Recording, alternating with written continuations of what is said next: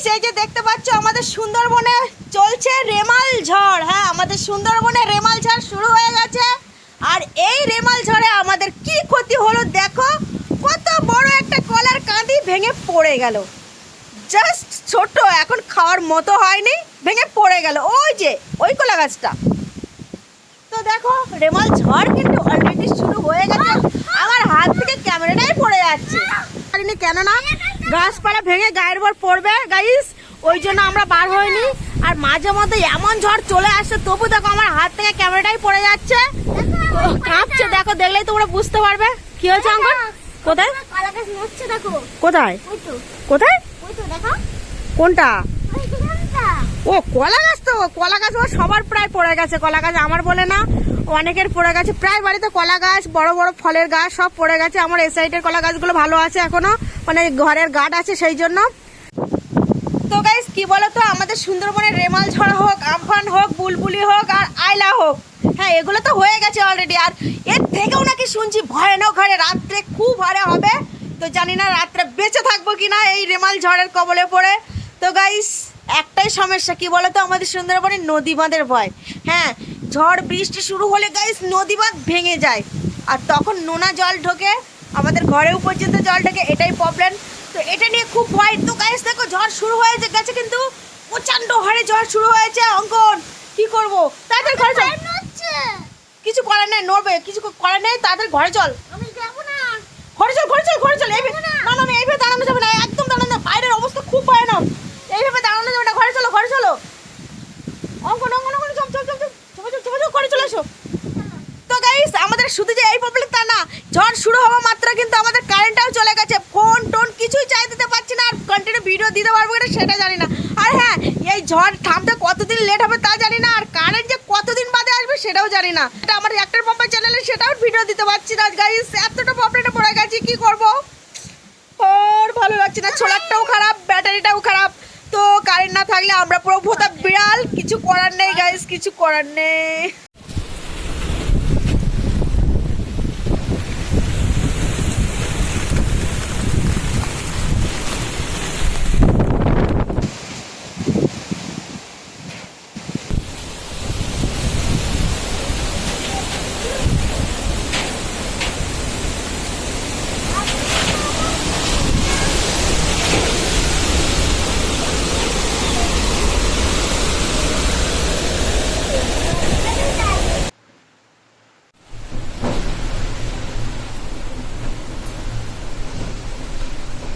তো দেখো আমাদের খালের কতটা জল কম ছিল, আর এখন তো চারিদিক দিয়ে ভরে পুরো ভর্তি হয়ে গেছে, একদম আর কোথাও ফাঁকা নেই।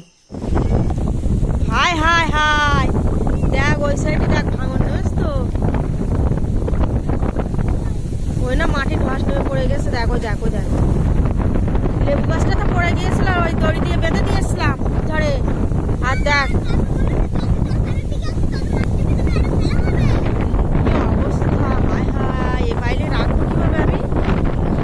কি বলতো, আমাদের পাইলিংটা ভেঙে গেছে, সেই জন্য পাশের বাড়ির থেকে খড় চেয়ে এনে এই পাইলিংয়ে দেবো। কেননা ওইখান থেকে জল যদি ভেঙে যায় তাহলে পুরো পাইলিংটা মানে টিনটাই পুরো খুলে যাবে। হ্যাঁ, ওখান দিয়ে পুরো ভেঙে চলে যাবে। তো সেই জন্য আমি দেখো তাড়াহুড়ো করে এখানে মানে খড় দিচ্ছিলাম, মাটি দিচ্ছিলাম, আর অঙ্কন তার মধ্যে আবার আমার ভিডিওটাও নিয়ে নিয়েছে। তো এত ঝড়ের কবলে কিন্তু সব ভিডিও নেওয়া হয়নি। ওই যে পাইলিং মাম্মাম দিচ্ছে, ওই যে ওই তো ওখানটা।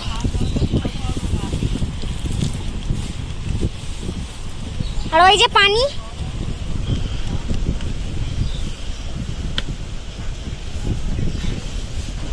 আর জল কত দূর এসছে দেখো গাইস, আমাদের পাইলিং এর উপরে চলে এসছে জল। আর তোমরাই দেখে না একটু, বেশিরভাগ তো এখানেই জল আছে, গেটের ওখানটা দেখো স্যার।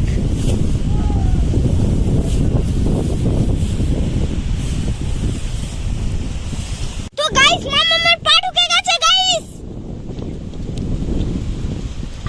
তো গাইস কত বড় ভীষণ রেমাল ঝড়,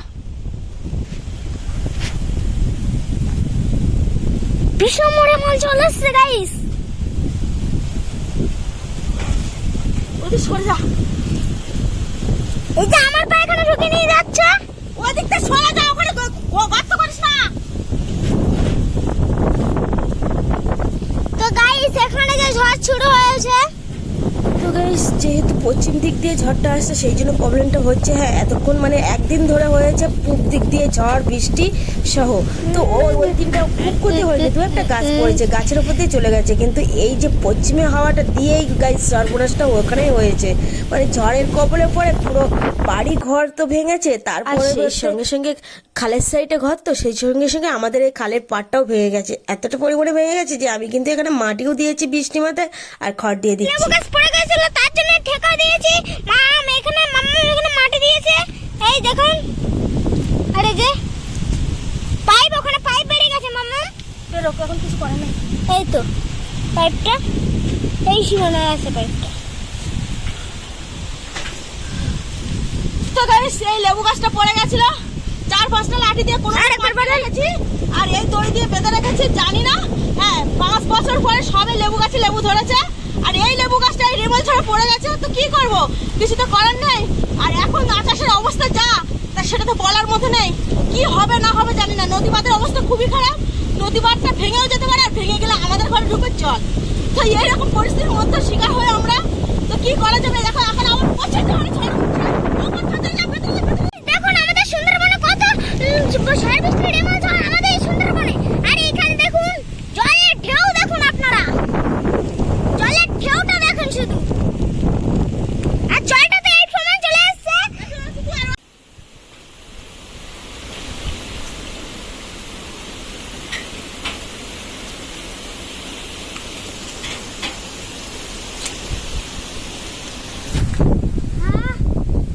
কার অবস্থা দেখো, ক্যামেরার পেছনে জল ভর্তি। আমার অবস্থাটা দেখুন গাইস। তো গাইস আপনারা দেখুন আমাদের খাবার মধ্যে এক টুকরো জল নেই, ওই জন্য মাম্মাম খালের জলটা ফুটিয়ে আমরা খাবো, সেই জন্য মাম্মাম খালের থেকে জল তুলছে। তো গাইস দেখুন, দেখুন গাইস। তো গাইস এমন পরিস্থিতির শিকার হবো কখনো ভাবিনি। গেটের হাত মাঝখানে